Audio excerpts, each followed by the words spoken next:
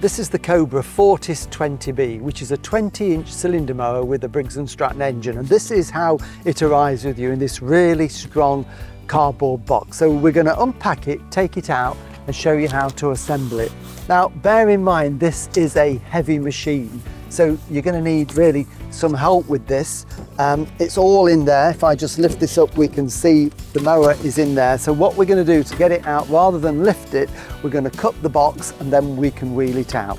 To make it easier, we're going to put the handlebars together on here. But before that, I'm going to lift this insert out just to give us a little bit more maneuverability. What we're going to do is put the handlebar assembly together first, and it comes complete with a toolkit, including this ratchet spanner. So I'm just going to slacken those nuts off there. So we're just going to take those off on either side with the washers as well. And then we can line it up and put the handlebar into place. Now, it's easier with two on this so that somebody can hold the handlebar in position while the bolts go into place. So I've got some help. So Lee, if I can ask you to hold that into position.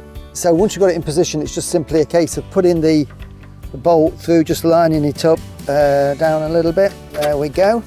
Making sure the cables are all in the right place and we're not trapping anything. And then we can put on our washer and the other bolt. And then what we need to do is get them finger tight, and then we can get our little ratchet spanner and we can tighten those on. And then once we've put this one nice and tight, we repeat on the other side. Cut the sides, we can fold it down so we can now see the mower, and you can see now why we're doing this, because it is quite a big heavy machine. I'm just going to take off, this is the grass collection box, like that, put that down there, and then we're going to wheel it off. But to be able to do that, we've got to cut this cable tie just here. This will enable us to then release the brakes and everything, and then very carefully we can tilt that back and push it forward and just let that slow down, making sure we've lifted the top roll up so we don't damage the blade. And there we have it. So we're now ready to have a look at this. So we've got the mower here with the handlebars assembled. We've got the toolkit with everything you need. We've got the mower manual here and the engine manual as well. So everything you need to know about this amazing cylinder mower is in these two manuals. So let's have a look at it. This particular model has a brake, which is this just here. So it's really simple to fit. It's just two bolts and they are around here. So you'll see here, this is the oil drain plug and it fits on these two bolts there just below. It's the only two it lines up with, so you can't go wrong. So we just need to take these out like that. So it's just a case of lining them up and then put them back into the holes. Okay, and they've got two washers on there. One of them is a spring washer, which is going to prevent them vibrating out. And once you've got them finger tight, then we can get the spanner on and just tighten those into place like that. Right, so they're nice and tight now, and that is it. That is the brake for when you're mowing. Next, we can just tidy the cables. We've got the cable clips on here, and the easiest way to put these on is to actually take them off first, put the cable in, and then just clip it into place. And then we can just put the other one on as well and just tidy them up. Just put that one so that it's actually central. Two will hold it really firm like that, and just repeat that on this side. So the only thing we've got to do now is put some fuel in it and oil. You'll notice we brought the mower off the lawn onto some hard standing. That's because we don't want to risk spilling petrol and damaging the lawn. So it's a good tip to always follow. So we're going to put some oil in. This is the oil filler cap and also doubles up as the dipstick. So make sure you use the right oil. This particular model takes 0.6 of a litre, but always check the engine manual because different models vary. So it's important that we do put in the right amount of oil and you use the correct oil for the engine. So this is a litre, so we need just over half. So I'm just going to pour that slowly in. let it disappear down into the sump. I think we are just about there, looking at the gauge on the side of the bottle. We've got about the right amount in. What I'm going to do now that that's gone in, and just let that settle in the sump for a second or two. And then what we need to do is to get the dipstick in there and screw that in. When you're checking the oil, always make sure the dipstick is screwed into position, and then take that out and have a look. And it's nice and clear. It's to the top of the hatching, which it says there. You can see where my fingernail is, that's where the oil is too. What we'd also do, of course, when we've used the mower for a short while, is we'd check it again just to make doubly sure that it's got the right amount in. Now we're going to put some petrol into it, so just wipe the funnel out. It's important that you always use fresh petrol. Don't use any petrol you've had for a long time. It becomes stale and the engine won't run as smoothly and as efficiently. So let's get some petrol in there. There we go. Right. So we're now ready to go. We're all fueled up. Check the dipstick. We've got fresh fuel in there, so we can get it back on the grass and start it up and mow. Now we're all fueled up, it's really ready to start mowing, but because this is brand new, it's always worth just checking with the cylinder mower to make sure the cylinder and the bottom blade have been adjusted. And they should have been in the factory. Before we do anything, I've made sure that it's switched off at the side, and we've also turned the petrol off so it can't be started.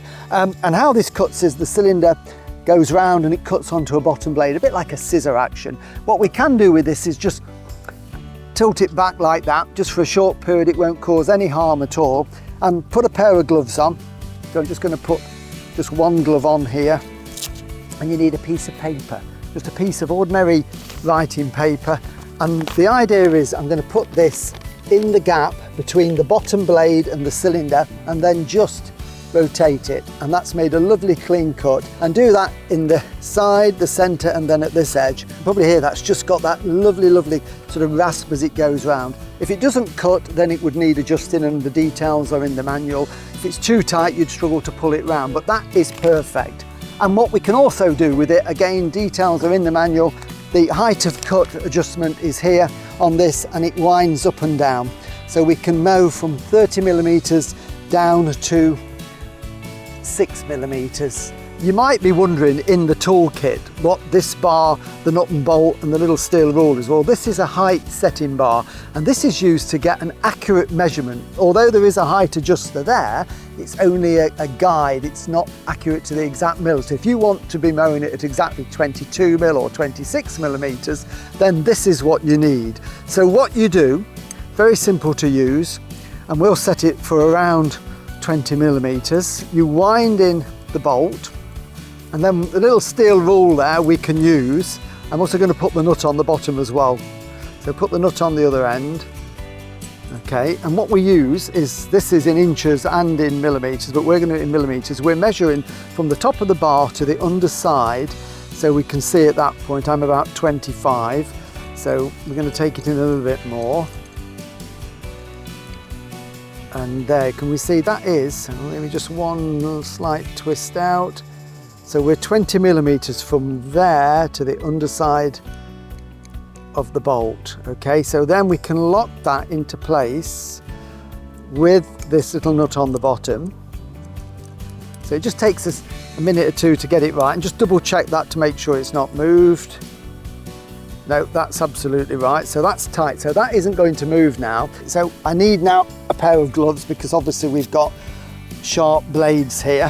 We don't want any accidents. So what we're going to do, now we've got that set at 20mm, is we've got the back roller here, we've got the front roller here, and we've got the bottom blade. So what we're going to do is we're going to hook the bottom of the bolt underneath there, and it should just touch there, and it should just touch there. If I hold it onto both of the rollers, we can see there is still a gap there. So what I need to do is take that off. We need to lift the bottom blade just a millimetre or so, then try it again. Just a little bit more.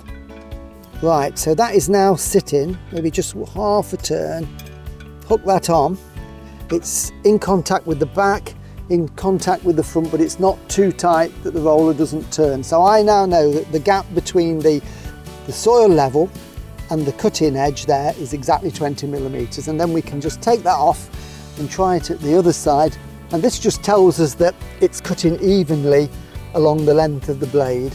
And there it is, we can see that that is absolutely parallel to the ground at both sides of the mower. So it's a really good piece of equipment to make sure that you can adjust the mower height to exactly what you want.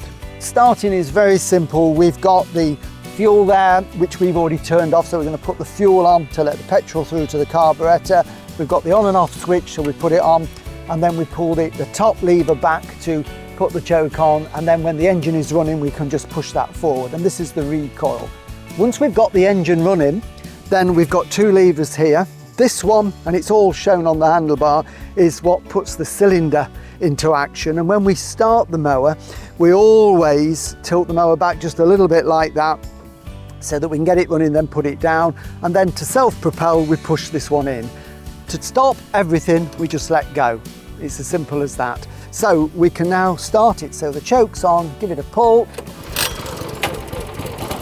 get it rev, cylinder in, off we go.